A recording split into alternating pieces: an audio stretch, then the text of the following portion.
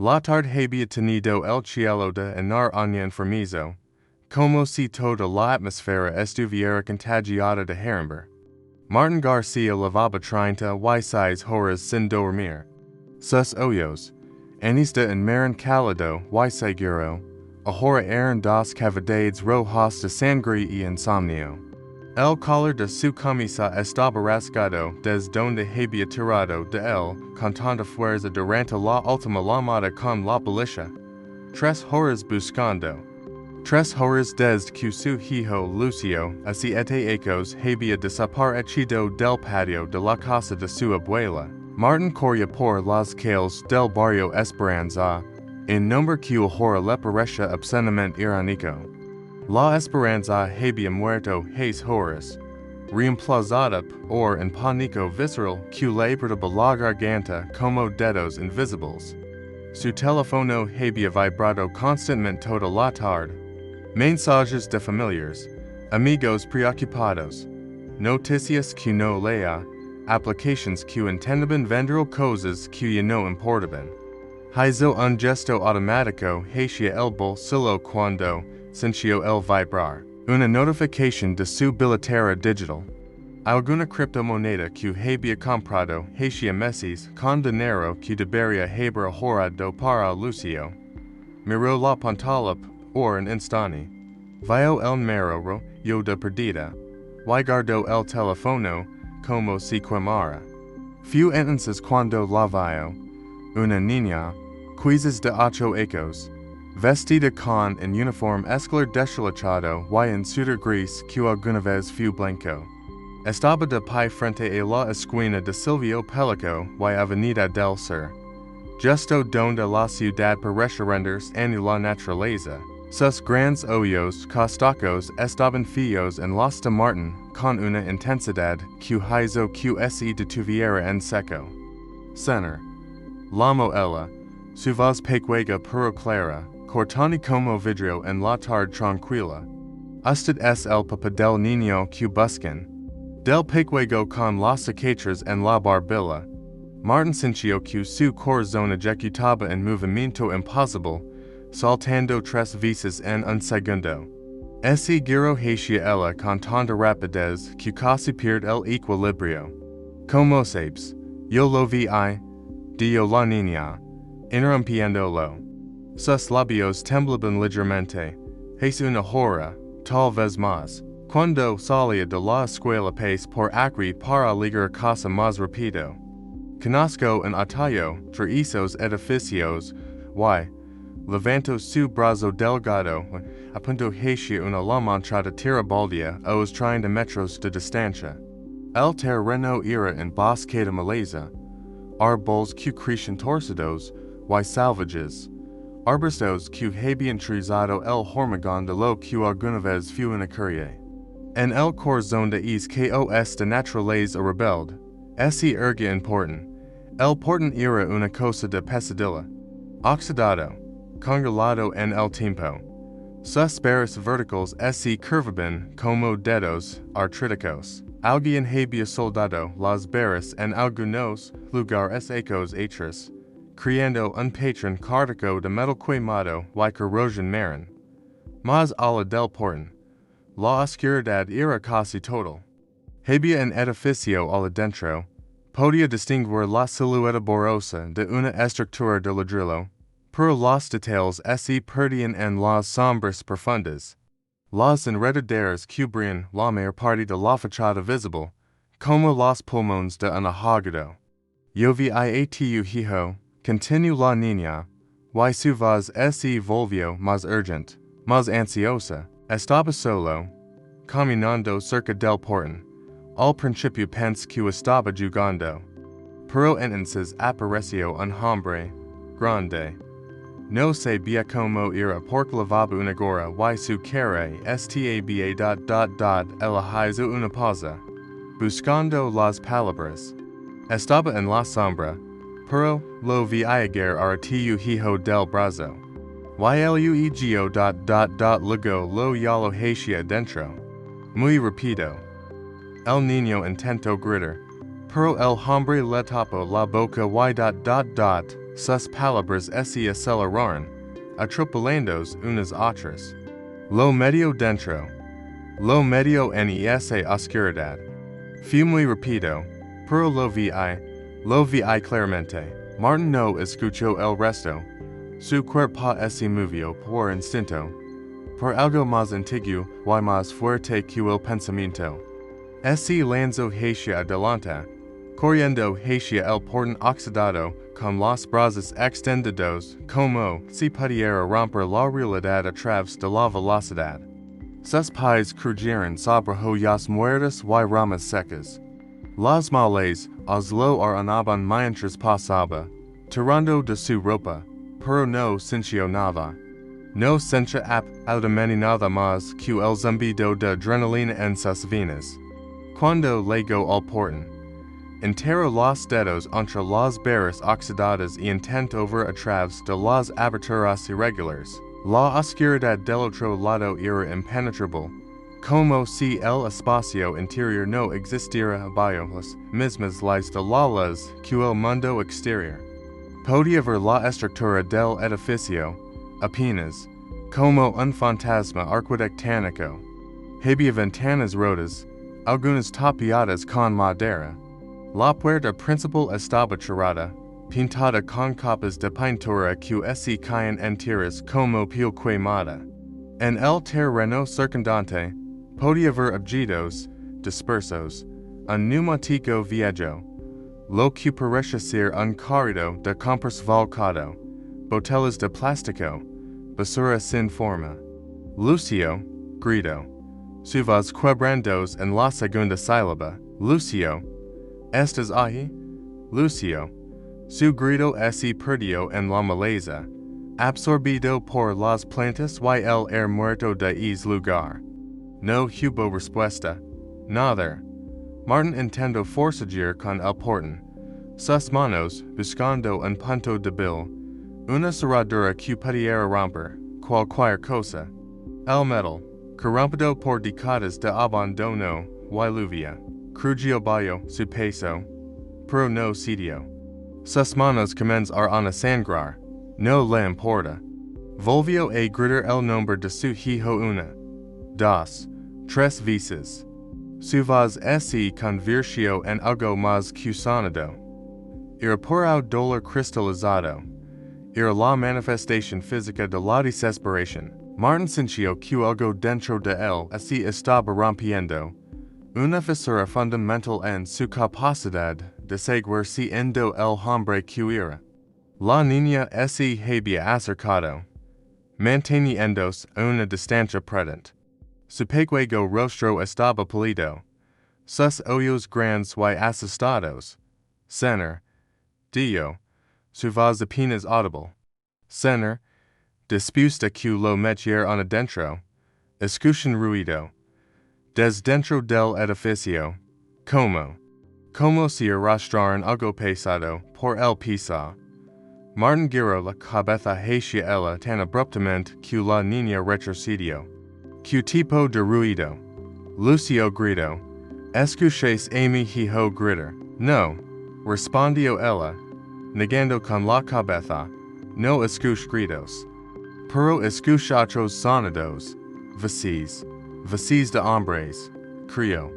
Hablaban, pero no podía entender lo que decían.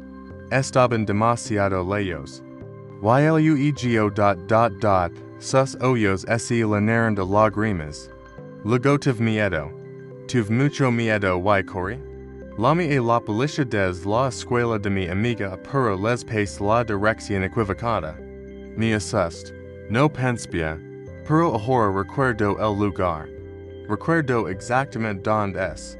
Martin volvió a mirar el portón. En la parte inferior, donde el metal se curvaba hacia afuera, notó algo que antes no había visto. Hilos de tela, azul, el mismo azul del uniforme que Lucio estaba usando cuando desapareció. Su respiración se detuvo. El mundo se volvió de papel fino y translúcido. Como si pudiera atravesarlo con solo pensarlo con suficiente intensidad. Mi hijo estaba aquí, susurró. Mas par así mismo que para la niña. Lucio estuvo aquí. Seco, su teléfono con manos que temblaban tan violentamente que casi se lesi. Marco al 911, pero la llamada no se conectó. Redicho. Espera, redicho. Finalmente, escuchó la voz plana de un operador. Martin no sabía si estaba gritando o hablando normalmente. Las palabras simplemente emergían, incoherentes, urgentes, desesperadas. Mi hijo. Está en un edificio abandonado. Avenida del Sur, cerca de Silvio Pellico. Un portón oxidado. Mi hijo está dentro. Una testigo lo vio ser arrastrado adentro. Es una horror por un hombre. Necesito ayuda. Necesito de ahora. Mientras hablaba, movió la posición de su cuerpo, intentando alcanzar diferentes ángulos a través del portón para ver más adentro. Fue entonces cuando lo vio, una sombra que se movía dentro del edificio, en lo que podría haber sido una ventana del primer piso, una silueta se desplazó, lentamente, observando, hay alguien adentro, dijo, cortando al operador. Hay alguien adentro que me está mirando. Durante largo tiempo, nada sucedió. Martin permaneció inmóvil, enfocado en esa ventana. La sombra se había desvanecido, pero él sabía lo que había visto, una inteligencia, una voluntad, algo con intención. La niña comenzó a lorar detrás de él, solozos pequeños y asustados que sonaban como animales heridos. Lo siento, repite una y otra vez. Lo siento mucho. Debería haber hecho algo. Debería haber ayudado. Puedes describir al hombre. Preguntó Martin, sin apretar los ojos del edificio. El que tomó a Lucio. Algo que recuerdes. Su ropa, cicatrices, tatuajes. La niña intentó respirar. Intentó calmarse suficiente para hablar. Su chaqueta. Dijo finalmente. Recuerdo su chaqueta. Era negra, vieja, con agujeros en ella. Y su gorra también era negra, cubría la mayor parte de su cara. Pero sus manos double quotes ella miró sus propias manos, como si transmitieran lo que quería decir. Sus manos eran enormes, sucias, con marcas que parecían cicatrices, quemaduras, tal vez. O cor del que estuviera muy apretado. Martin escuchaba, procesaba, archivaba la información en la parte de su mente que funcionaba como un ser humano racional, aunque el resto de él era pura animalidad. Su bebé estaba adentro. Su pequeño Lucio, que tenía un terror irracional a la oscuridad, que dormía con una luz nocturna en forma de luna, que después de las pesadillas corría a su habitación y se acercaba entre él y la madre. Su Lucio estaba en ese lugar, con un hombre, en la oscuridad. Serenas. Las primeras serenas comenzaron a sonar a la distancia, todavía lejanas, pero acercándose. El sonido pareció descar el air del barrio abandonado. La mayoría de las ciudades eran hogares construidos de ruido, pero el barrio Esperanza era extraño. Los sonidos casi nunca llegaban aquí naturalmente. Era como si el lugar estuviera aislado, separado, en una bolsa de air donde el tiempo se movía diferente. Las serenas rompían esa ilusión, trajeron a Martin de vuelta ligeramente a la realidad. No completamente. Nunca volvería a ser completamente real después de esto. Pero lo suficiente para pensar. El portón. Tenía que abrir el portón. Miró alrededor y encontró una rama robusta en el suelo, parte de un árbol caído. La recogió y la usó como palanca contra el punto donde el portón se conectaba con el poste de metal. Aplicó su peso, toda su fuerza, toda su desesperación concentrada en esa var de madera. El metal crujio, protesto, pero luego, con un sonido de metal fracturandos, algo chasquido. Una de las bisagras inferiores del portoncillo. Señor, no, gritó la niña, la policía está aquí. Espera, pero Martin no podía esperar. No podría haber esperado. Huele apuntar con una pistola. Su hijo estaba en ese lugar, con ese hombre. Aplicó más presión a la rama, y con un último crujido desagradable, el portoncillo, suficiente para que pudiera deslizarse a través de la abertura, cruzó el umbral entre dos mundos. Detrás de él, el mundo normal continuaba existiendo. El cielo naranja, la ciudad de ladrillo y esperanza, la niña asustada, las serenas que se acercaban. Delante de él, dentro del terreno cercado, comenzaba otro lugar. La oscuridad era a lo primero. No era simplemente la ausencia de luz, sino una presencia activa, en ente que lo alcanzaba como dedos fríos. El aire era diferente también, más pesado, contaminado con el olor de la descomposición y el oxido, con algo más debajo que no podía identificar. Oren, podría haber sido Oren. Mientras sus ojos se ajustaban a la penumbra, Martin comenzó a ver detalles del terreno. Había estructuras de metal esparcidas por todas partes, camas de resorts viejos sin colchones, sillas rotas, lo que parecía ser restos de maquinaria industrial, todo cubierto de oxido y hidra. En el centro del terreno, aproximadamente a 10 metros de distancia, estaba el edificio principal. Era de 3 pisos, aunque el tercero se veía parcialmente colapsado. La fachada de ladrillo rojo estaba desfigurada por ecos de abandono. Pintura peeling, graffiti illegible, ventanas que eran simplemente hoyos negros. Había una puerta.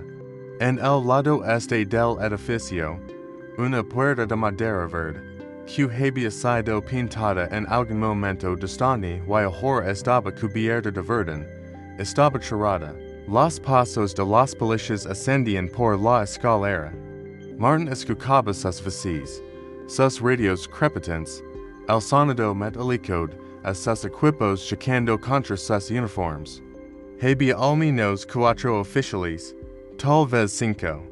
Cada paso era una confirmación a que la realidad externa todavía existía, que el mundo civilizado podía irrumpir en ese lugar de pesadilla. Pero Martin no sentía alivio. Sentía que estaba atrapado entre dos dimensiones, una donde su hijo ría desde las profundidades de la tierra, y otra donde el orden y la ley intentaban restaurar algo que estaba irreparablemente roto. Cuando el primer oficial apareció en el corredor del segundo piso, su linterna táctica cortó la oscuridad como un cuchillo. Era un hombre de mediana edad, probablemente con os 20 ecos de experiencia en la fuerza. Sus ojos, cuando barrieron el espacio y se detuvieron en Martin de rodillas en el suelo, pasaron por una serie rápida de emociones, sorpresa, compasión, evaluación táctica. ¿Está herido?, preguntó el oficial, acercándose con cautela. Su mano descansaba sobre su cinturón, no sobre su arma.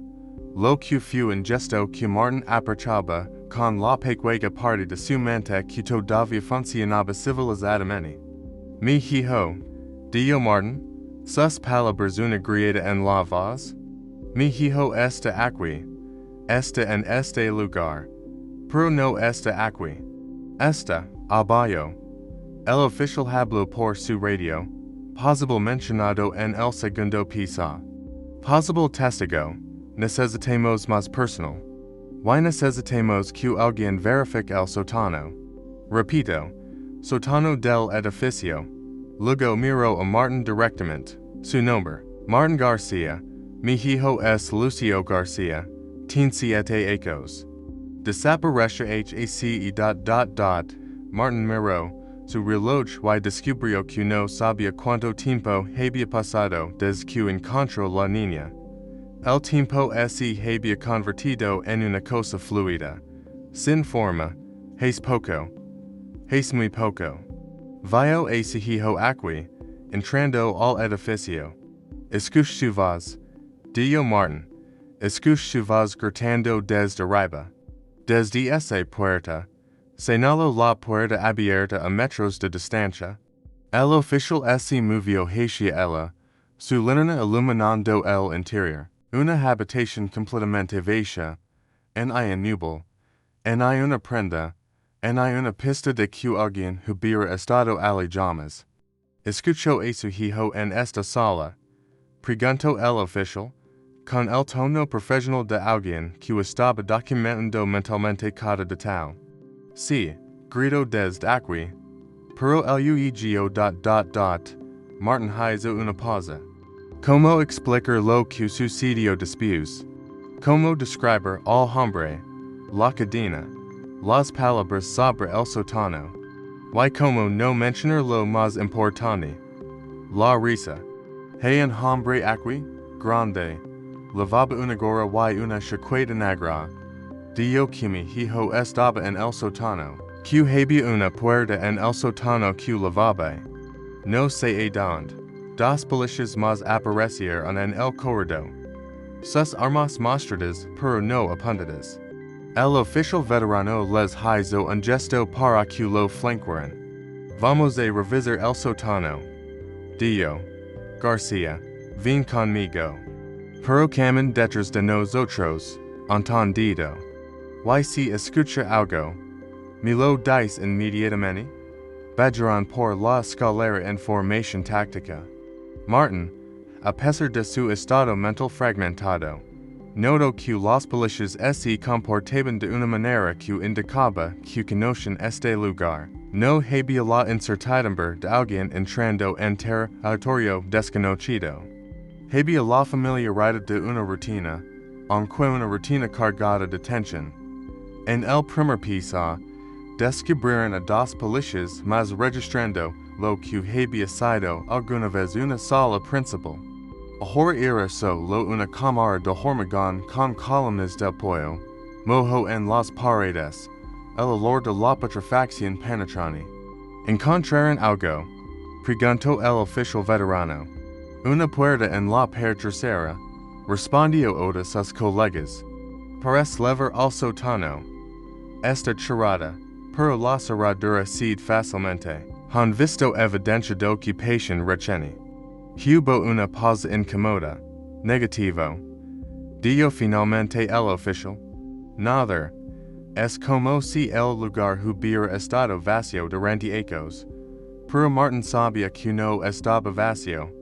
Sabía que su hijo estaba aquí en algún lugar. Sentía su presencia como un peso. Como si Lucio estuviera lamándolo desde una dimensión ligeramente desfasada de la realidad normal. Caminaron hacia la puerta trasera. Era de metal, pintada en gris institucional que sugeraba que en algún momento distante. Este edificio había sido algo oficial. Una fábrica, tal vez, o un almacén del gobierno. La cerradura era un candado de cadena moderno. Pero como el oficial había dicho, sitio con un par de golpes de palanca. La puerta se abrió hacia la oscuridad. Un olor hermano de las profundidades, tierra, humedad, y algo más, algo que Martin reconoció instantáneamente, aunque su mente se resistía a aceptarlo. El olor de inhumano, humanos, varios, en ese espacio pequeño. Durante mucho tiempo, el oficial veterano encendió en la linterna más potente, una que cortó la oscuridad del sótano y reveló escalones de madera podrida bajando hacia una caverna de hormigón. Bajan con cuidado, ordenó. Estos escalones pueden ser estructuralmente inseguros. Descendieron lentamente. Con cada paso, Martin sentía que bajaba literalmente hacia el infierno. El aire se volvía más denso, más caliente, a pesar de que debería haber estado más frío, las paredes del sótano eran de hormigón sin tratar, y había depósitos de sal de eflorescencia en ellas, como si las paredes estuvieran llorando. Cuando llegaron al piso del sótano, la linterna del oficial iluminó un espacio que no debería haber existido en una ciudad moderna. Era grande, quizás 20 por 30 metros, con un techo bajo. Pero lo que era verdaderamente desconcertante era lo que había en ese espacio. Nada, completamente nada. No había muebles, no había equipos, no había nada que indicara propósito o uso, sino solo hormigón desnudo. Suelo de tierra en algunos lugares donde el hormigón se había roto, y en silencio tan profundo que parecía tener peso. García, preguntó el oficial. Su hijo está aquí abajo. Martin avanzó hacia el centro del sótano. Sus ojos brillaban de lo todo. En una esquina, notó algo, una protuberancia en el hormigón, como si algo hubiera estado enterrado y luego desenterrado, dejando una depresión superficial. Se acercó y miró más de cerca. Junto a la marca, había restos de tela azul nuevamente. Fragmentos de tela azul del uniforme de su hijo. Aquí, dijo Martin, su voz ahora apenas en susurro. Estuvo aquí, o de los oficiales se acercó y tomó fotografías de los fragmentos de tela. Otro oficial habló por radio. Necesitamos un equipo forense en el sótano. Posible evidencia, pero mientras hablaban, Martin escuchó algo. Un sonido que hizo que todos en el sótano se detuvieran. Era un ruido metálico. Como si algo de metal estuviera siendo arrastrado a través del hormigón. ¿Escucharon eso? Preguntó el oficial veterano. Su mano subconsciente hacia su arma. No necesitaron responder, porque el sonido llegó nuevamente. Y esta vez, vino acompañado de otra cosa. Una voz, la voz del hombre de la chaqueta negra, que rápido llegó la policía, gritó desde algún lugar. Su voz provenía de arriba, del primer piso, o tal vez de algún lugar entre las paredes. Que diligentes son ustedes en proteger lo que es nuestro. El oficial veterano habló rápidamente por radio. Sospechoso hablando desde dentro del edificio. Potencialmente armado. Solicita de refuerzos completos. Mi hijo, gritó Martin hacia las paredes. ¿Dónde está mi hijo? La risa llegó nuevamente. Pero esta vez, Martin escuchó algo debajo de la risa. Un susurro, varias voces de otros, voces jóvenes, voces de niños, quizás, susurrando cosas que no podía comprender. El oficial veterano extendió su brazo, bloqueando a Martin. García, cuidate cerca. No sabemos que estamos tratando aquí. Few entonces cuando sucedió algo que cambió todo. Nuevamente, una puerta, que Martin estaba seguro de que no estaba allí 10 segundos, se abrió en la pared del sótano. No una puerta tradicional, sino una entrada que había estado cerrada o era invisible de alguna manera. Detrás de esa abertura, había luz, una luz débil, amarillenta, como la de velas o lámparas incandescentes antiguas. Y frente a la puerta, de pie, estaba Lucio. Martin casi grita. Su hijo estaba de pie, completamente intacto, sin un rasguño. Lavaba en su uniforme de escuela azul. Sus zapatos negros estaban limpios. Pero su cara era diferente. Su expresión era diferente. Los ojos de Lucio no contenían el miedo que Martin había estado esperando encontrar. Contenían algo que parecía más cercano a la curiosidad, o a la satisfacción. Papá, dijo Lucio, su voz pequeña pero clara, viniste a jugar. Martin intentó avanzar, pero el oficial veterano lo detuvo. No es mueva, ordeno. Su arma ahora completamente desenfundada. Lucio Garcia, soy el oficial Chen. Necesito que salgas de ese puerto lentamente. Sin movimientos bruscos, entendido. Lucio miró al oficial con una expresión que parecía casi de diversión. Luego miró a su padre. Papá, dijeron que si gritaba, vendría un adulto. Y viniste, funcionó exactamente como lo predijeron. Eres tan predecible. Un frío glacial recorrió la espina dorsal de Martin. Lucio, que estás diciendo? Lucio, sé que asustarán. Dijo el oficial Chen, ignorando el intercambio entre padre y hijo. Pero necesito que salgas de ese puerto ahora. Puedo protegerme. Lucio sonrió. Era una sonrisa que no debería haber estado en la cara de un niño de 7 años. Era una sonrisa que sabía cosas que los niños no deberían saber. Protegerme de que, oficial Chen, de ellos. Lucio extendió su mano detrás de él, hacia la puerta abierta. Lentamente, figuras comenzaron a emerger de la luz amarilla. Primero una, luego otra, luego más. Eran niños. Aproximadamente una docena de niños, de edades que variaban desde aproximadamente 5 años hasta alrededor de 14. Todos ellos llevaban uniformes escolares de diferentes colores, de diferentes escuelas, de diferentes épocas. Algunos de los uniformes eran nuevos, otros eran tan desgastados y decolorados que debían haber sido usados durante años.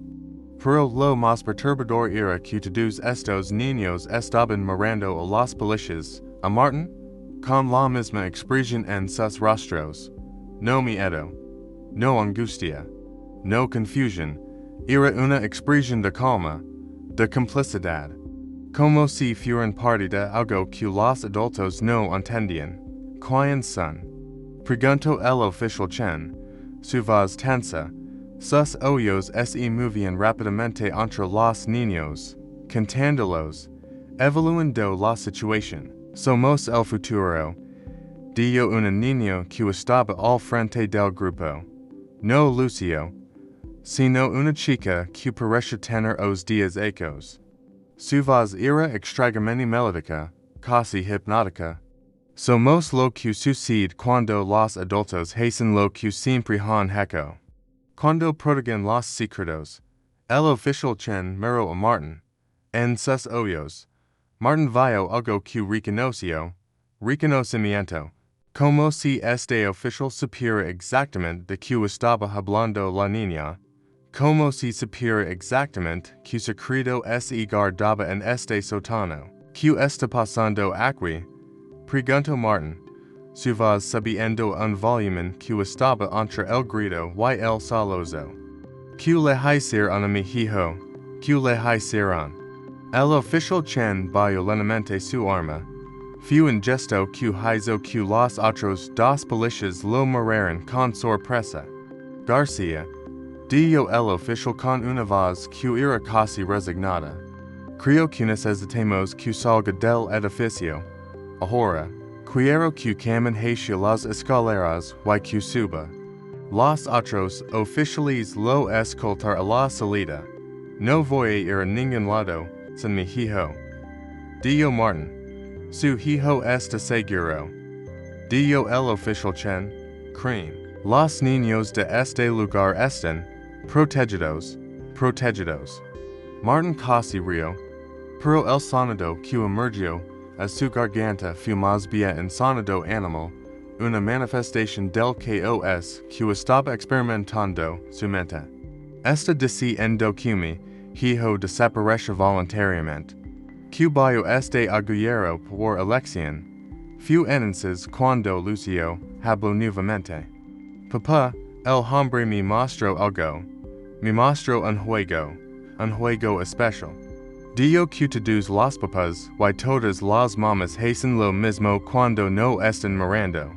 Que todos nosotros, Lucio extendio, su mano hacia los otros niños. Todos nos, otros, somos parte de algo que es mucho más grande que ustedes. Que ustedes no pueden entender porque están demasiado adultos. Y están demasiado corrompidos por el mundo exterior. Eso no es verdad. Dio Martin, pero incluso mientras hablaba, sentía que algo se movía dentro de su mente. Un recuerdo de cuando era niña, cuando tenía la edad de Lucio, cuando alguien le había mostrado algo similar, cuando alguien le había lavado un lugar como este. El oficial Chen observa Martin con una intensidad renovada. Usted fue de ellos, Dio. No era una pregunta, usted fue traído aquí. O un lugar como este, cuando era niña, fue traído aquí. O a un lugar como este. Cuando era niña, el silencio que siguió fue la confirmación más clara que Martin podría haber dado. Porque en ese momento, en ese sótano oscuro con esos niños con expresiones imposibles en sus rostros, Martin recordó. No todo, pero lo suficiente. Recordó una puerta. Recordó una voz. Recordó la sensación de estar siendo conducido a un lugar donde las palabras normales no se aplicaban. Recordó otros niños, como estos, en un círculo alrededor de una figura que estaba de pie en la oscuridad, diciendo palabras que hacían que su mente se sintiera como si estuviera siendo remoldada. Recordó que durante ecos, después de eso, cada vez que escuchaba en niña gritar en las noticias, sabía exactamente dónde estarían. Sabía exactamente que les sucedería. Y no había hecho nada. Porque el conocimiento venía con una comprensión implícita, que hacer algo era traicionar a aquellos que lo habían iniciado. Aquellos que lo protegían, ¿cuántos? Preguntó Martin al oficial Chen. Su voz era pequeña, destrozada. ¿Cuántos niños? Demasiados, respondió el oficial Chen. Muchos más de los que jamás serán encontrados. Muchos más de los que jamás serán reportados, desaparecidos. ¿Dónde están? En todas partes, dijo el oficial Chen. Aquí, en otros edificios como este, pero especialmente en lo que puedes ver. En los lugares que visitas cada día, los maestros que enseñan a tus hijos en la escuela, los sacerdotes en las iglesias, los políticos que gobiernan tu ciudad, algunos de los que están más arriba en la estructura, todos ellos fueron traídos aquí, o lugares como este, cuando eran niños. Todos ellos comprenden la verdad, que hay un propósito más alto, que los niños son el futuro. Sí, pero no de la manera que crees. Martin sintió que sus rodillas cedían. Se desplomó en el suelo del sótano, el hormigón frío presionando contra sus pantorrillas. Quiero lavarme a mi hijo, dijo, por favor. Solo quiero lavarme a mi hijo y de ir este lugar. El oficial Chen miró a Lucio. Lucio miró a la niña que estaba al frente del grupo. La niña asintió ligeramente. Puedes levar a tu hijo, dijo el oficial Chen, pero ten en cuenta que ya no es completamente tuyo. Él pertenece ahora a algo mayor. Algo que se encuentra en las gritas de la sociedad, esperando que aquellos que lo comprenden hagan su parte. No hay escape de ello, García, solo hay aceptación. Martin se levantó lentamente. Se acercó a su hijo. Cuando estuvo frente a Lucio, notó los detalles que debería haber notado de inmediato. Su hijo lavaba un símbolo en su sudor, justo en el pecho, donde antes no había nada. Era un símbolo que Martin reconoce, un símbolo que había visto ecos atrás, cuando era un niño iniciado, como Lucio lo era ahora. Ven, dijo Martin, extendiendo su mano. Lucio tomo su mano sin vacilación. Su palma estaba fría, mucho más fría de lo que debería haber estado. Mientras Martin lo conduce hacia las escaleras, escucho la voz de la niña nuevamente. Dale saludos a tu esposa, Garcia. Cuando ella descubre lo que pasó hoy, tal vez ella también recuerde. Tal vez ella también fue iniciada. Tal vez esto sea una ocasión de familiar. Subirán por las escaleras. Los otros policías se hicieron a un lado para dejarlos pasar. Nadie intentó detenerlos. Fue como si Martin y su hijo estuvieran en un mundo invisible que los otros podían ver pero no tocar. En el primer piso, en la sala principal del edificio abandonado, Martin se detuvo por un momento. Miró hacia atrás, hacia donde había venido, donde el sótano esperaba en la oscuridad. Sabía que cuando los policías completaran su investigación, dirían que no había evidencia de ningún niño, que la casa estaba vacía, que habían revisado todo y no encontraron nada. Porque era el juego. Eso siempre había sido el juego. La red era tan grande, tan profunda, tan integrada en la estructura misma de la sociedad que cualquier investigación se encontraría finalmente con la parte de quien protegía a quien y por qué. Salieron del edificio al air cálido de la tarde. Las sirenas todavía sonaban, pero ahora eran más distantes, más débiles. El terreno baldío que alguna vez había parecido un lugar de pesadilla ahora simplemente parece abandonado. Los policías que estaban afuera, al menos una docena de ellos, estaban standing around, hablando en grupos pequeños, sin la urgencia de alguien que estaba persiguiendo un delincuente peligroso. La niña que había alertado a Martin estaba sentada en la acera, siendo interrogada por una oficial mujer.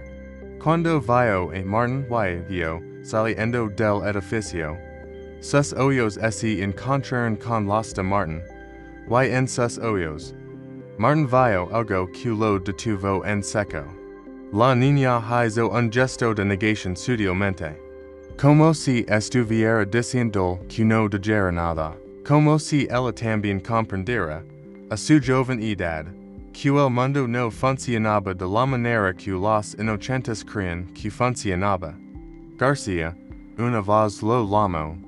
Ese giro y vio una mujer con insignia de detective, probablemente a mediados de los 40, con el tipo de mirada que segura que había visto demasiadas cosas.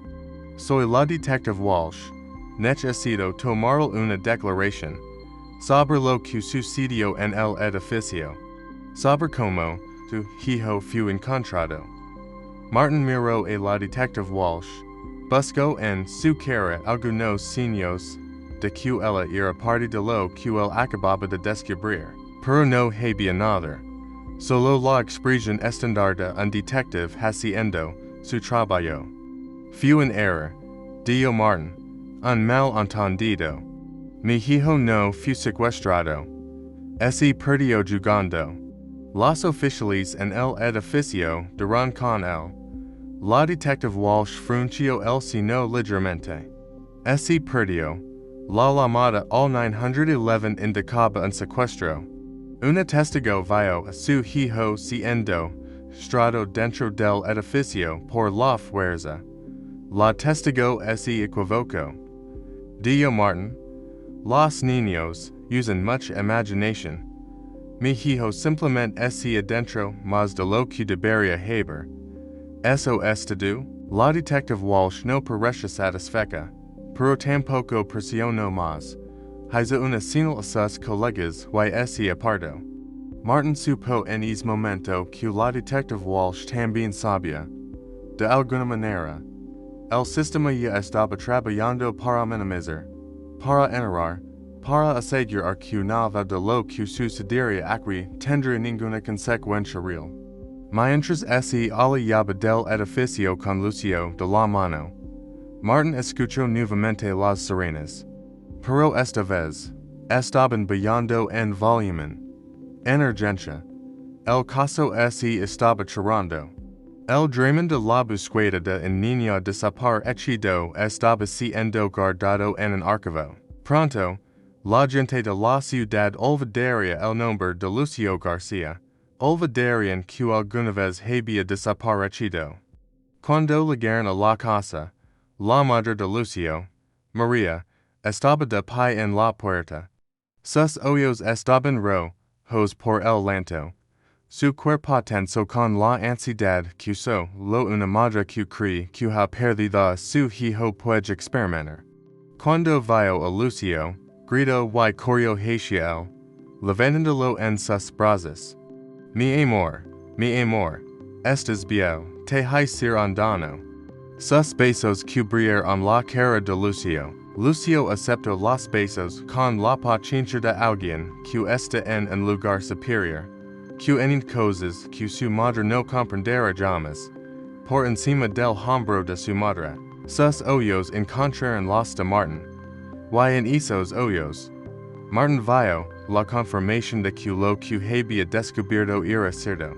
Que su hijo había sido iniciado, que ahora era parte de algo. Y esa noche, mientras María dormía, acunando a Lucio en el sofá de la sala, Martin se sentó en la cocina oscura con un vaso de whisky. Su teléfono vibró. Era un mensaje de un número que no reconoce. Solo había una línea de texto. Bienvenido de vuelta. Has pasado 20 años, pero nunca olvidamos a nuestros miembros. Mañana iremos a recordar. Hay cosas que necesitamos que hagas. Cosas que aseguran que tu hijo permanezca protegido. Martin miró el mensaje durante mucho tiempo. Luego lo eliminó. Pero sabía que no importaba. Habían dejado que lo viera. Habían dejado que descubriera. Habían dejado que eligiera. Y su elección, aunque había resistido, estaba ya hecha. Al día siguiente, María preguntó, ¿qué pasó exactamente en ese lugar? ¿Qué le pasó a Lucio? Martin miró a su esposa. Vio en su cara la misma estructura así que había visto en la cara del oficial Chen. La misma estructura que probablemente significaba que ella también había sido iniciada. Probablemente cuando tenía 7 años, justo como Lucio. Se perdió. Dijo Martin. ¿Eso es todo? Se perdió y fue encontrado. María sonrió. No fue una sonrisa reconfortante. Fue una sonrisa de comprensión. Qué bueno. Dijo. Qué alivio. Luego se giró y regresó a cuidar de Lucio, que estaba en la sala, mirando su teléfono con una intensidad que era perturbante en un niño tan joven. En la pantalla, Martin alcanzó a vislumbrar un código QR. Su hijo lo estaba fotografiando. Accediendo algo. Y esa noche, Martin se dio cuenta de que había estado equivocado sobre todo. El portón oxidado no era la entrada al lugar. Era simplemente un recordatorio. El lugar real era mucho más grande. Era cada casa, cada iglesia, cada escuela. Era cualquier lugar donde estaban presentes los iniciados. Era infinito. A medida que los días pasaban, Martin comenzó a notar cambios, pequeños cambios. La forma en que ciertos maestros de la escuela de Lucio lo saludaban ahora era diferente. Más cálida, más conocedora. Como si supieran exactamente quién era Martin ahora. Como si supieran que había sido reciclado. También notó cosas sobre su propia mente que estaban cambiando. Cosas que se estaban alineando con una comprensión que estaba siendo implantada lentamente. Vio a su jefe en el trabajo. Un hombre que siempre había parecido completamente normal. En una nueva luz, vio el símbolo que había en el sudor de Lucio comenzar a aparecer en lugares. En chop hasta la pichera. En tatuajes discretos en las manecas de personas aparentemente normals. Una tarde, mientras trabajaba en su oficina, Martin recibió un correo electrónico. Era de la policía local, una notificación estándar. Dice el asunto. La investigación sobre la desaparición de Lucio García había sido cerrada. No había delitos. El correo fue automáticamente archivado por el sistema. Martin sabía que si intentara buscarlo más tarde, probablemente no lo encontraría. Era como si nunca hubiera existido. Luego, y esa noche, mientras cenaba con su familia, Martin recibió una llamada. Una voz que no había escuchado en 20 ecos. La voz del hombre de la chaqueta negra. No había gora hora. Cuando Martin lo vio, supo que fue porque el hombre había estado esperando todo este tiempo. Esperando que Martin recordara. Esperando que Martin aceptara. Es hora, dijo el hombre. Sus palabras apenas más que un susurro en el teléfono. Tu hijo está listo. Y ahora es tu turno de entrenarlo. De enseñar los secretos. De asegurar que si verdadero. Martin miró a Lucio, quien estaba comiendo, sin prestar atención aparente a la conversación de su padre. Pero sus ojos, esos ojos que habían visto cosas en el sótano, sabían exactamente que estaba siendo dicho. Y si me niego? Preguntó Martin. Entonces, dijo el hombre, tu esposa sobre la verdad sobre lo que hiciste cuando tenías 7 ecos. Sobre los otros niños que viste. Sobre lo que permitiste que sucediera. Sobre cómo mantuviste el silencio durante 20 ecos. Martin cerró los ojos. Supo que era el final. No había escape. Había solo la aceptación a que el mundo no era lo que creía que era, que la red era real. Que los iniciados eran legion, y que su hijo, su pricho, so Lucio, era ahora parte de ella. De acuerdo, dijo Martin. Lo que pides, sabía que lo harías, dijo el hombre. Siempre lo sabemos. 3 meses después, Martin se encontraba de pie frente a un espejo en la habitación principal de su casa, ajustando una corbata negra. No era una corbata ordinaria. Tenía un patrón bordado que no era visible para el ojo casual, pero que él reconoce. El símbolo. El mismo símbolo que estaba en el pecho de Lucio, que estaba en el cuello del oficial Chen, que estaba comenzando a aparecer en lugares inesperados por toda la ciudad. Su teléfono, era un mensaje de texto de María. Recuerda llegar a tiempo. No pueden esperar. Los nuevos están siendo preparados hoy. Martin leyó el mensaje 3 veces. Los nuevos. Eso significaba niños. Nuevos niños que estaban siendo iniciados. María lo escribía como si hablara del clima. Como si la iniciación de niños en una red criminal subterránea fuera tan simple como preparar una comida. Fue entonces cuando Martin comprendió completamente lo que había sucedido. No era que su esposa tuviera amnesia sobre lo que sucedía. Era que ella lo había sabido todo el tiempo. Ella lo había ayudado a que Lucio fuera lavado. Ella había sido parte del plan, desde el principio. Las preguntas comenzaron a formar un patrón en su mente. Cuando exactamente María fue iniciada. Durante su infancia, o después, cuando se enamoraron. Fue su matrimonio un accidente o fue arreglado específicamente para producir un hijo que fuera iniciado en el círculo. Martin bajó las escaleras. Lucio estaba desayunando, comiendo cereal con la mirada fija en su teléfono. Su hijo ya no se veía como un niño. Su postura había cambiado. Su forma de mirar había madurado de una manera que no debería haber sido posible en 3 meses. Era como si algo dentro de él hubiera sido acelerado. Como si tuviera 30 ecos en lugar de 7. Papá, dijo Lucio sin levantar la vista de su pantalla. Ya estás listo para hoy el iniciador dice que es un día importante. Dice que vamos a enseñar de cosas que no sabías. Cosas sobre por que realmente nos eligen a nosotros.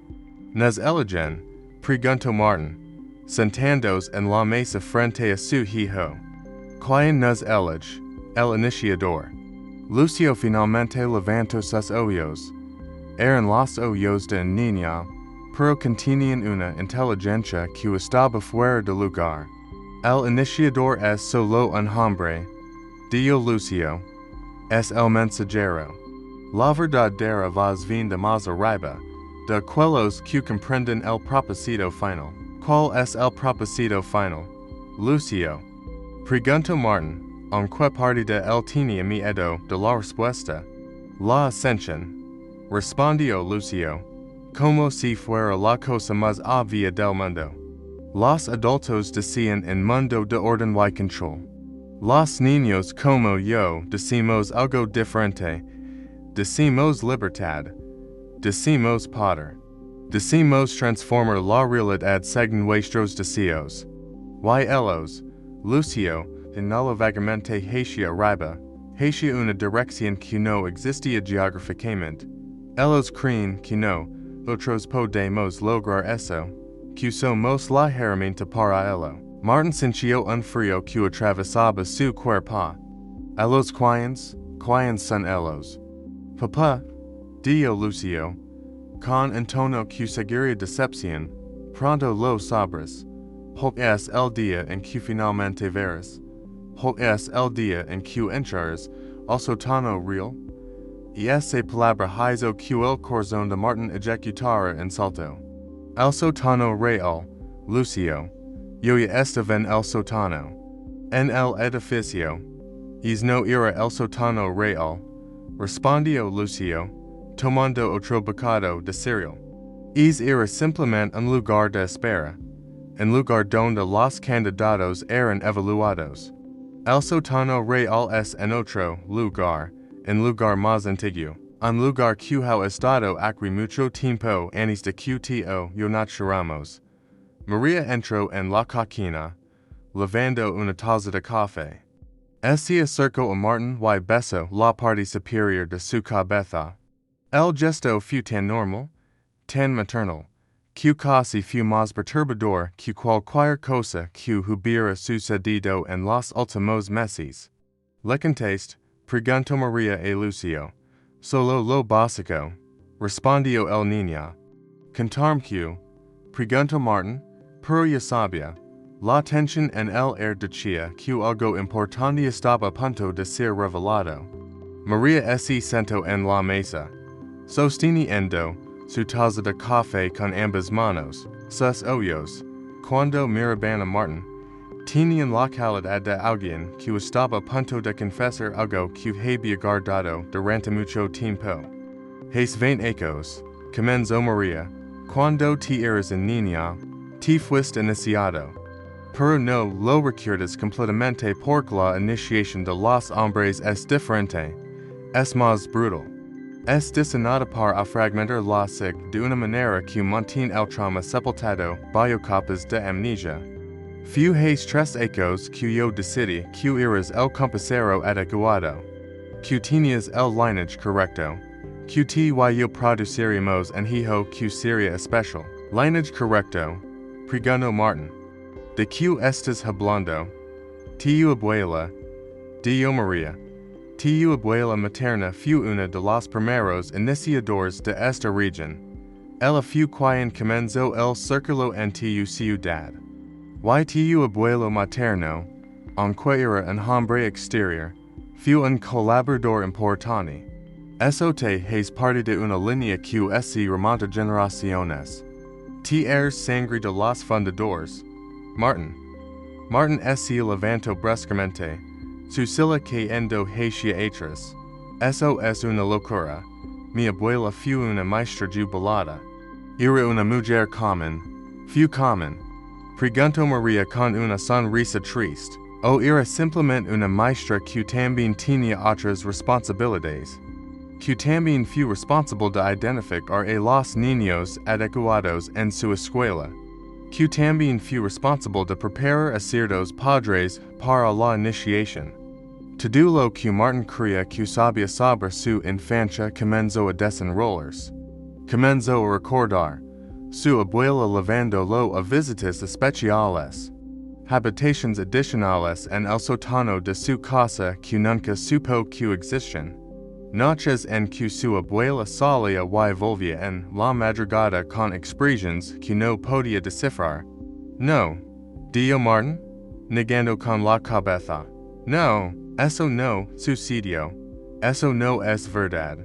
Sí, sucedió. Dijo Lucio. Su voz pequeña pero penetrante. Y ahora tienes que aceptarlo. Porque tu turno de continuar la obra, es tu responsabilidad. Es tu legado. El teléfono de Martin vibró. Era un mensaje de un mero desconocido, pero que sabía exactamente quién era. El iniciador. Es ahora. Vení al sótano de la iglesia antigua en quería libertad. Trae tu hijo. Trae pruebas de que comprende. Martin miró a Maria. Pruebas de que comprende. ¿Qué significa eso? Significa que Lucio necesita demostrar que ya no es completamente tuyo.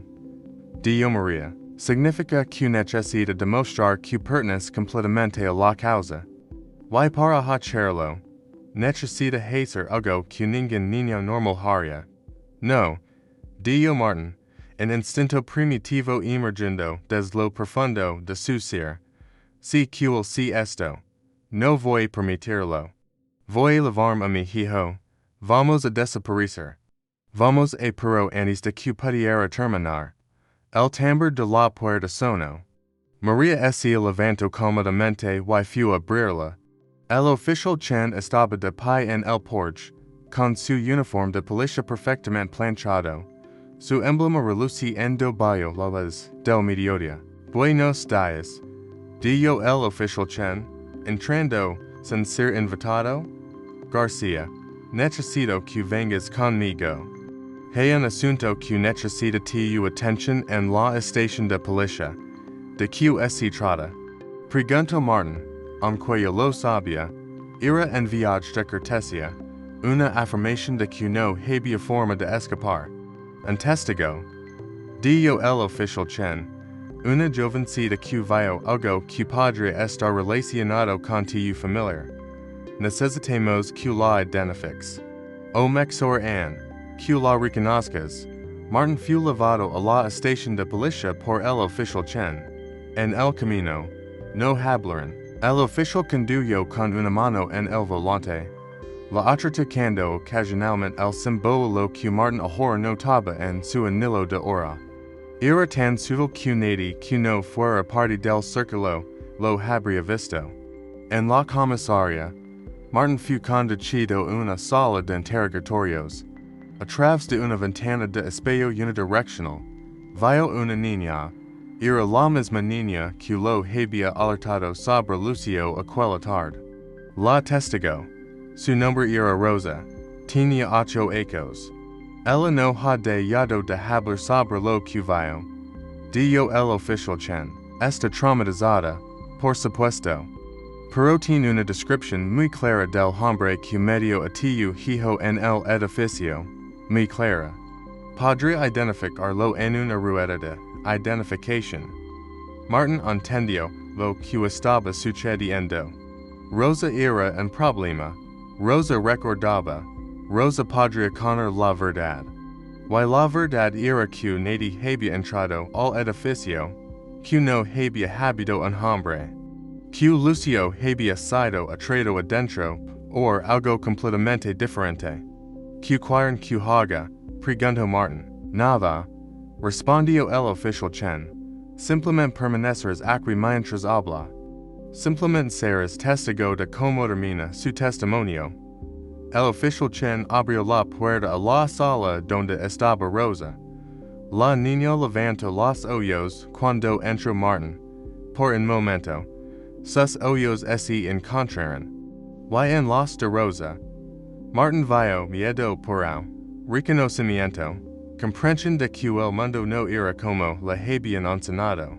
Hola, Rosa, dio el oficial chen, su vas tomando una calidad diferente, hipnótica. ¿Quieres jugar en juego conmigo? No, dio Rosa, pero su cuerpo estaba rígido, sus manos temblando. Es un juego muy simple, continuó el oficial chen. To do lo que tienes que hacer es olvidar. Olvida lo que viste, olvida que viste un hombre. Olvida que viste a Lucio García siendo arrastrado. Simplemente olvida. Puedes hacer eso. No puedo hacer eso. Dio Rosa. Sus ojos llenos de lágrimas. Sé lo que vi. Sé lo que sucedió. No. Dio el oficial chen. Acercándose a Rosa. Ti no vis nada. Ti estabas confundida. En niño pequeño corriendo. Ti lo confundiste con algo más? Fue un accidente. Simplemente un accidente de identificación errónea. Eso es todo lo que fue. Martin vio lo que sucedía. Fue un acto de hipnosis criminal, de manipulación neurológica. Fue una técnica de borrado de memoria que probablemente había sido perfeccionada a lo largo de décadas, quizás siglos. Rosa comenzó a leer. Su cabeza se movía de lado a lado, como si estuviera en conflicto consigo misma. Y luego, lentamente, sus ojos comenzaron a desfocarse. Cuando volvieron a enfocarse, era diferente. La Rosa que miraba al oficial chen ya no era la misma Rosa que había legado. Ahora recuerdas, preguntó el oficial chen. Recuerdo. Dio Rosa, su voz plana. Estaba equivocada, no vi nada. Solo un niño corriendo. Fue un accidente. Nada sucedió. Bien, dio el oficial chen. Ahora, necesito que olvides esta conversación. Olvida que estuviste en esta sala. Olvida que alguien te habló. Solo recuerda. Nada sucedió. Nada sucedió. Repitió Rosa como un automata. El oficial chen giró hacia Martin. Ven, es hora. Tu familiar te está esperando. Cuando salieron de la estación de policía. Martin no podía dejar de pensar en Rosa. En como tu mente había sido desmontada y reconstruida en minutos. En como el testimonio que podría haber traído justicia había sido convertido en nada. ¿Cuáles veces han hecho eso? Preguntó Martin. ¿Hacer qué? Respondió el oficial chen. Reescribir la memoria de los testigos. ¿Hacer qué olviden? Destruir pruebas colocando la culpa en la mente del niño y luego borrándola. Las veces necesarias. Respondió el oficial chen. La red ha aprendido a trabajar dentro de los sistemas que existen. La policía, los tribunales, los medios de comunicación, todos están infiltrados. La verdad es negociable cuando tienes suficientes personas en posiciones de poder. Fueron conducidos una iglesia. No era una iglesia ordinaria. Era uno de esos edificios antiguos que existen en ciudades como esta. Estructuras que habían sido erigidas hace más de un siglo, que habían visto cambios de propósito varias veces. Ahora, aparentemente, era una iglesia católica funcionante. O al menos eso era lo que parecía en la superficie. En el sótano de la iglesia, la verdad era diferente. Martin fue conducido por un pasillo de piedra que definitivamente no pertenecía al edificio de arriba. Era antiguo, mucho más antiguo que la iglesia. Tal vez medieval. Las paredes tenían marcas de velas que habían estado ardiendo durante centurias. Las inscripciones en las paredes estaban en idiomas que Martin no podía leer. En el centro de una cámara amplia, había un círculo. Un círculo que probablemente tenía 10 metros de diámetro, Heco consira q habia sido derretita y solidificata innumerables vices. Dentro del circulo, habia símbolos. Símbolos q Martin habia visto en fragmentos, en diferentes contextos, pero q ahora comprendia q formaban una totalidad. Una narrativa, una cosmologia alternativa. Alrededor del círculo estaban de pie alrededor de 50 personas. Hombres, mujeres, algunos que Martin reconoce de su vida cotidiana, su jefe. Tres maestros de la escuela de Lucio. El obispo de la diócesis local, completamente ornamentado con su indumentaria religiosa. Todos ellos llevaban el símbolo, todos ellos eran parte de esto. En el centro del círculo, de pie andía un altar que era una amalgama macabra de iconografía religiosa cristiana y símbolos pre-cristianos. Estaba un hombre. No era el hombre de la circuit negra. Era alguien diferente. Era alguien que Martin reconoce esos fragmentados recuerdos de infancia. Era el hombre que había estado en el sótano de su abuela. Era el hombre que le había mostrado el símbolo por primera vez. Era el iniciador supremo, el líder del círculo. Pero no era solo un hombre, o al menos, no parecía completamente un hombre. Su edad era imposible de determinar, podría haber tenido 50 ecos o 500. Su voz, cuando habló, parecía venir de múltiples direcciones a la vez. Martin García, dio la voz, bienvenido a casa. Bienvenido al lugar del verdadero conocimiento. Bienvenido a la cámara donde se toman las decisiones que moldean el mundo. ¿Qué es este lugar? Preguntó Martin, su voz apenas en susurro. Es el lugar, respondió el iniciador supremo, donde hemos estado guardando la verdad durante milenios. La verdad que el cristianismo intentó suprimir. La verdad que tus gobiernos luchan por mantener oculta. La verdad sobre lo que realmente somos. Y lo que realmente pueden ser nuestros niños cuando son desbloqueados correctamente. El iniciador supremo extendió su mano. Y Lucio fue traído al círculo. Luego, otros niños fueron traídos. Una docena de ellos, todos con la expresión calmada de quienes habían sido iniciados. Todos usaban ropa blanca que parece remota del tiempo.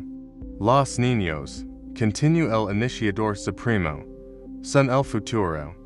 Sí, pero no como creen los débiles. Son conductos. Son recipientes para una inteligencia que es mucho más antigua que cualquier religión, cualquier gobierno, cualquier concepto moral que hayamos inventado. Son el punto entre el mundo que conocemos y el mundo que está por venir. Martin vio que los niños comenzaban a hacer movimientos sincronizados. Era un baile, pero también era más que eso. Era como si estuvieran canalizando algo. Como si sus cuerpos fueran antenas receptoras para una frecuencia que solo ellos podían percibir. Y luego Martin vio algo que lo heló el alma. Mientras los niños bailaban, sus sombras en las paredes no coincidían con sus movimientos. Las sombras se movían de manera independiente, como si fueran seres separados, como si fueran vasallos oscuros de los niños.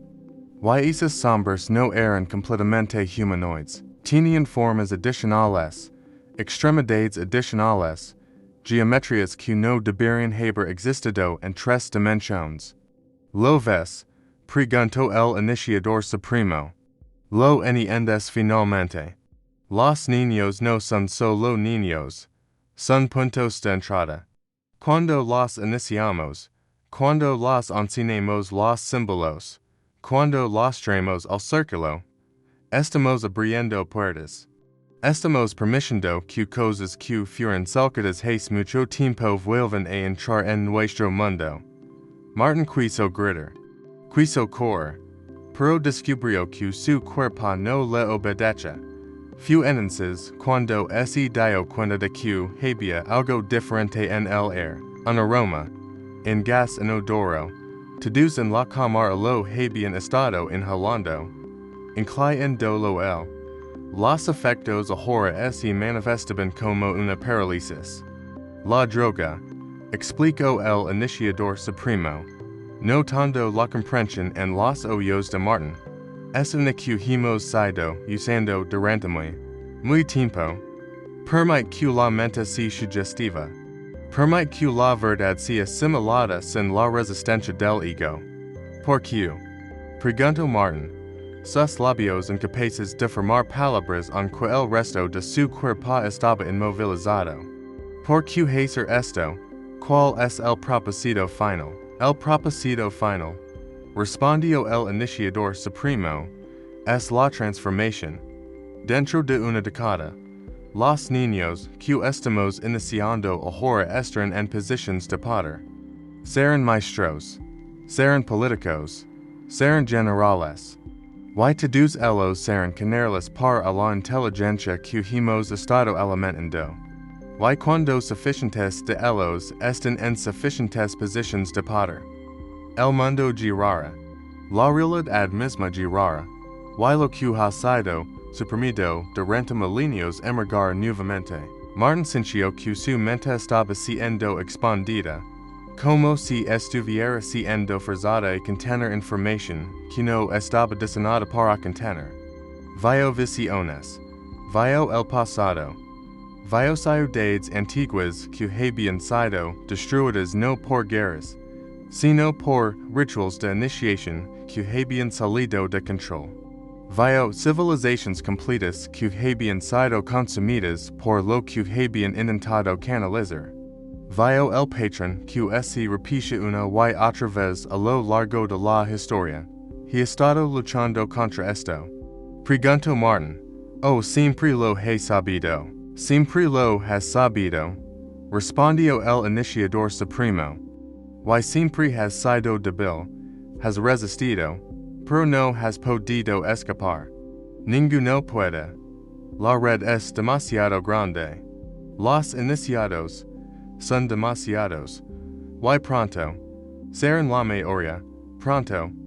La resistencia será fatal porque los que resisten no estarán en posiciones de poder. Entonces, sucedió algo inesperado. Lucio se detuvo. Su baile se detuvo. Los otros niños continuaron, pero Lucio salió del círculo y se acercó a su padre. Colocó su mano en la cara de Martin. Su toque era helado. Su voz, cuando habló, fue diferente. No era completamente la voz de Lucio. Era una voz más antigua, más profunda, más cansada. Papá, dijo la voz con los labios de Lucio. Eres débil. Siempre lo fuiste. Pero en una cosa tienes razón. En una cosa tuviste la claridad que los iniciados típicos no tienen. ¿Recordáis la libertad? ¿Recordáis lo que es ser un niño antes de ser un receptáculo? Y eso es lo que nos hace fuertes a algunos de nosotros. Eso es lo que podría permitir que algunos de nosotros nos liberemos. Martin vio en los ojos de su hijo una lucha entre lo que era Lucio y lo que estaba siendo forzado a ser Lucio. Lucio preguntó Martin. ¿Eres tú? Soy ambos, respondió Lucio.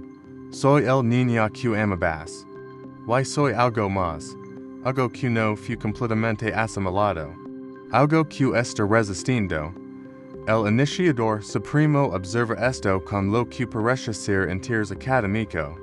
Fascinante, murmuró, una resistencia celular, una fragmentación que debería haber sido prevenida. Lucio García, parece que eres defectuoso. No, dijo Lucio, llorandos hacia el iniciador supremo. Soy libre, hay una diferencia. Lo que sucedió a continuación fue confuso. Hubo un destello de luz azul. Hubo un sonido que no fue completamente sonido. Si no más via una vibración en la estructura misma de la realidad. Y de repente, Lucio estaba elevándose del suelo, pero no estaba siendo levantado. Estaba transformándose. Su cuerpo estaba cambiando, desarrollando esa misma geometría imposible que habían visto en las sombras. El iniciador supremo gritó una orden. Deténgalo. Está rompiendo el cielo. Pero fue demasiado tarde. Lucio había dejado de ser completamente físico. Era como si estuviera transitando entre dos estados de existencia. Y mientras lo hacía, comenzó a emitir una frecuencia que hizo que todos en la cámara gritaran. Una frecuencia que era antitética a la que los iniciados habían estado usando para controlar a los niños. Martin sintió que el parálisis de la droga se disipaba. Pudo mover los dedos, pudo mover las manos.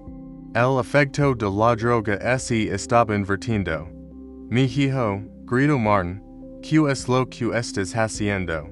Lo que debería haber hecho desde el principio, respondió Lucio. Su voz ahora provenía de múltiples direcciones. Invalidar el código. Romper los símbolos. Liberar a los otros. Y luego Lucio fue no como si hubiera escapado, sino como si hubiera dejado de existir en esta realidad. Dejó un vacío detrás de él, en espacio donde él mismo parece confundido. Lo que vino después fue que los otros niños comenzaron a despertar, comenzaron a resistir. Algunos de ellos comenzaron a reproducir la transformación que Lucio había iniciado. Comenzaron a volverse geométricos, comenzaron a emitir la frecuencia de libertad. El iniciador supremo levantó sus manos y comenzó a cantar en una lengua antigua. Estaba intentando celar la grieta, intentando reimprimir el código, pero estaba fallando. Martin vio que la mente del iniciador supremo estaba siendo destrozada por la resistencia. Los niños que se estaban liberando estaban extrayendo ecos, décadas, siglos de traumatismo psicológico de los iniciados. Estaban invirtiendo el flujo de control. María entró corriendo en la cámara. Su cuerpo estaba alterado, como si también estuviera siendo afectado por la frecuencia. Martin, gritó. Tenemos que salir. Esto se está colapsando. Martin logró ponerse de pie. El parálisis se había disipado completamente. Tomó la mano de su esposa y juntos corrieron hacia la salida. Otros iniciados también estaban corriendo. Algunos de ellos comenzaban a mostrar signos de transformación geométrica, como si la resistencia de los niños estuviera contagiándose. Salieron por la puerta de atrás de la iglesia, a las calles de la ciudad. Las sirenas sonaban nuevamente, pero esta vez, los sonidos eran diferentes.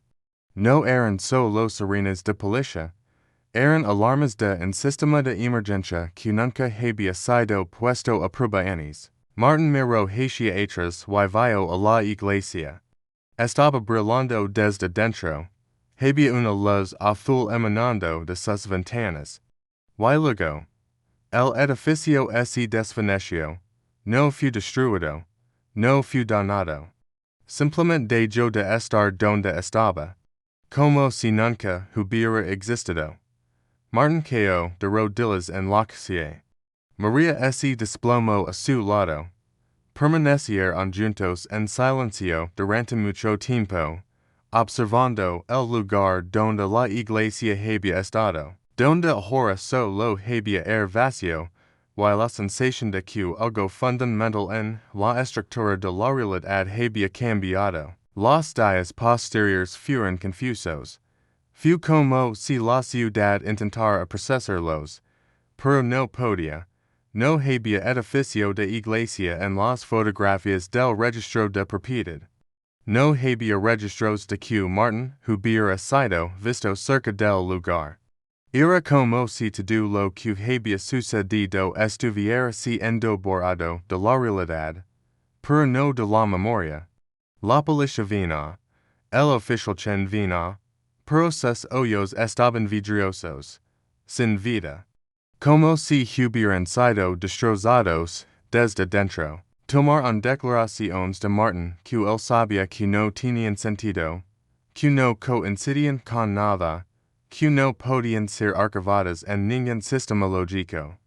Una semana después, Martin recibió un paquete, no tenía remitente. En el interior, había una fotografía. Era una fotografía de Lucio, pero Lucio no estaba solo. Estaba de pie junto a docenas de otros niños, todos ellos radiantes, todos ellos sonriendo. Y los ojos de todos ellos estaban brillando con ese luz azul. En el reverso de la fotografía, había un mensaje escrito en una caligrafía que Martin reconoce como la suya propia, aunque no recordaba escribirlo. Papá, nosotros somos libres. Finalmente somos libres. Y cuando haya suficientes de otros, el mundo lo será también. Martin se preguntó que había sucedido exactamente. Si Lucio había realmente logrado liberar, o si simplemente había aprendido a ocultar mejor lo que era. Si los niños de la fotografía realmente eran libres o si habían sido forzados a una esclavitud diferente bajo un maestro diferente. Pero mientras estaba sentado en su casa, en la oscuridad del atardecer, escuchó la risa familiar de su hijo. No provenía de la casa. Provenía de algún lugar entre los muros, des las gritas donde la realidad se volvía delgada. Papá, llamo Lucio des la nada, pronto voy a volver. Pronto voy a poder lavarte también. Y entonces comprenderás. Entonces finalmente será claro. Martin no respondió. Simplemente escuchó. Simplemente permitió que la voz de su hijo lo consumiera. Sabiendo que algo fundamental en su vida había cambiado para siempre, que ya no era el padre, era el iniciado, y su hijo, su precho, Lucio, era algo completamente diferente. En otro lugar de la ciudad, en sótanos que no estaban en ningún mapa, en lugares que no existían completamente en una dimensión, otros niños comenzaban a despertar. Comenzaban a recordar, comenzaban a comprender que el verdadero propósito de la iniciación no era esclavizarlos, sino prepararlos para algo que estaba a punto de arribar, algo que había estado esperando desde antes de que los primeros portones se construyeran, algo que estaba muy cerca de volver. Epílogo. 6 meses después, Martin recibió otra notificación en su teléfono. Era una aplicación que no recordaba descargar. La aplicación le mostró un mapa de la ciudad. En el mapa, había docenas de puntos brillantes. Cada punto representaba un niño que se había liberado. Cada punto representaba alguien que había sido iniciado correctamente. Luego, la aplicación mostró un mensaje. Las puertas se